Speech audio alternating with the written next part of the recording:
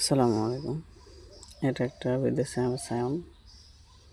কীভাবে কলম দিবেন, এর এক পাশ এভাবে সুন্দর করে কেটে নেবেন, আরেক পাশে একটু অল্প, তারপর যে আম গাছে কলম দিবেন এভাবে কেটে নেবেন। কেটে নিয়ে সুন্দর করে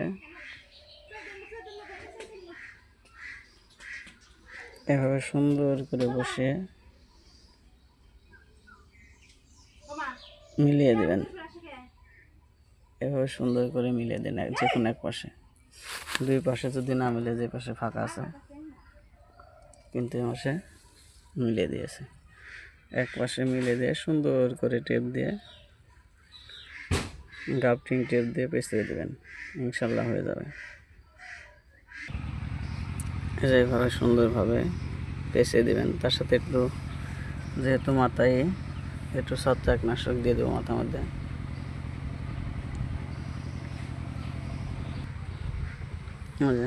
ছত্রাকনাশক দিয়ে দিলাম গুলিয়ে সুন্দরভাবে।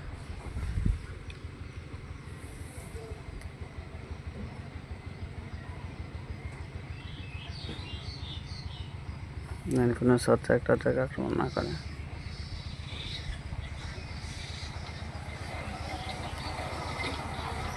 ইনশাল্লাহ আশা করি হয়ে যাবে। পরবর্তীতে এটার আপডেট পাবেন ইনশাল্লাহ।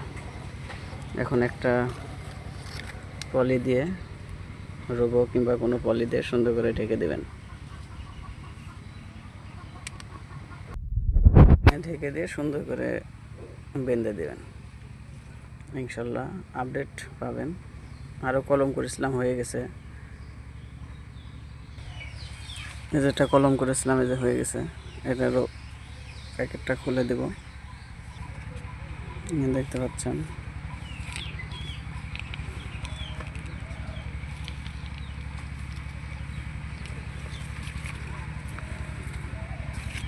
খুলে দিলাম, আলহামদুলিল্লাহ সাকসেস হয়ে গেছে। দেখেন সাকসেস হয়ে গেছে। এটা যেখানে কলম করেছিলাম, কত সুন্দর কুশি নিয়েছে।